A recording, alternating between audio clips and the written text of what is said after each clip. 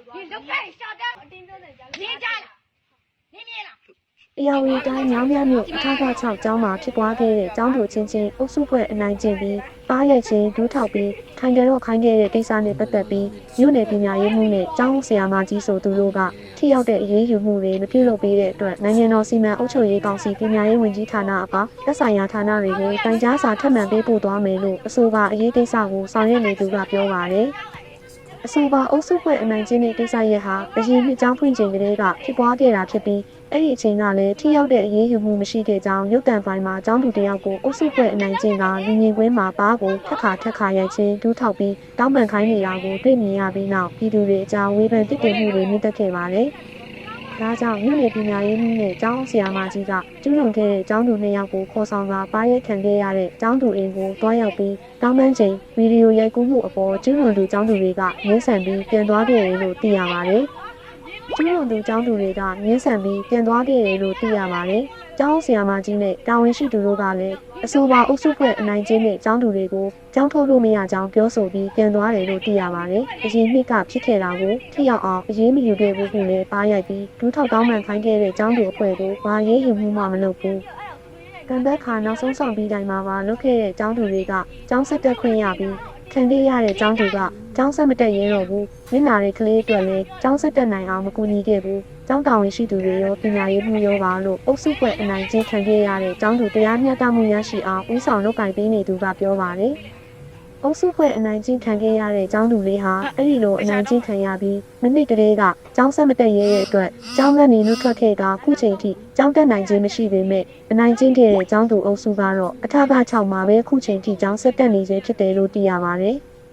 ကျူးလွန်ခံရတဲ့ဖက်ကတောင်းဆိုတာနှစ်ချက်သေးပါကိုထိလက်ရောက်ကျူးလွန်တဲ့ကျောင်းသူ2ယောက်အပြင်အဖွဲလိုက်ဝိုင်းအနိုင်ကျင့်ခဲ့တဲ့အဲ့ဒီကိစ္စမှာဗီဒီရိုက်ခဲ့သူကပါဝင်ခဲ့သူအားလုံးပြန်တောင်းပန်ပေးဖို့နဲ့ကျူးလွန်ခံရသူတမီးငယ်လေးကျောင်းပြန်တက်နိုင်ရင်အဲ့ဒီကျောင်းသူတွေကို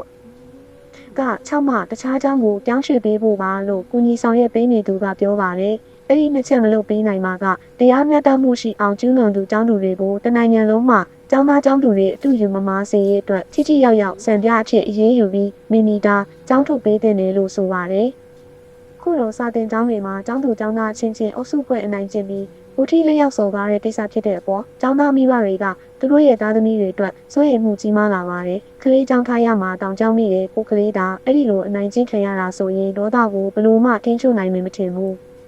ဒါတွေကမဖြစ်သင့်ဘူးမိဘတွေကကလေးတွေကိုကျောင်းကိုပို့တာစာတင်ဖို့တခုတည်းမှမဟုတ်တာမိမရေးချရှိအောင်နဲ့အသိပညာဘဟုတုတကြွယ်ဝအောင်လည်းပါတယ်ဒါတွေကဆရာမတွေလုပ်ရမယ့်အရာတွေပဲလေခုရုပ်တန်ဆိုမိနစ်သေးကဖြစ်တာကိုသူတို့ဘာမှအရေးယူမှုမလုပ်ခဲ့ဘူးဆိုတာအံ့ဩလို့မဆုံးပါဘူးနောက်ကလေးတွေခုလိုအုပ်စုဖွဲ့အနိုင်ကျင့်တာမျိုးမလုပ်ရဲအောင်ထိရောက်တဲ့အရေးယူမှုလုပ်ကိုလုပ်ရမှာပါလို့ကျောင်းသားမိဘတယောက်ကပြောပါတယ်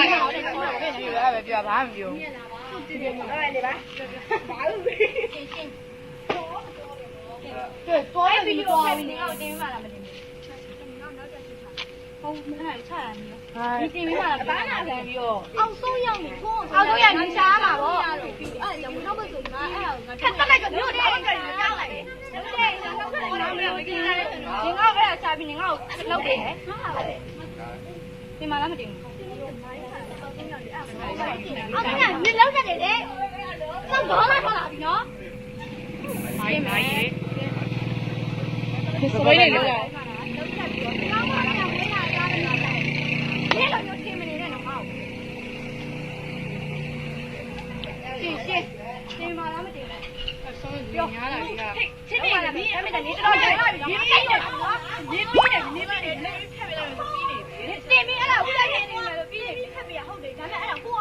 你都快下单了嘞！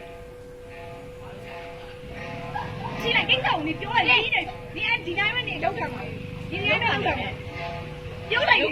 这些话，我送要的，那不如变没有，哎呀，是不是人家变定比较？定，你把都定，他都定的，他都定了，定标在家。你家了，你灭了，你先把他标了。哒哒哒。看你那看，你要回来，你要回来，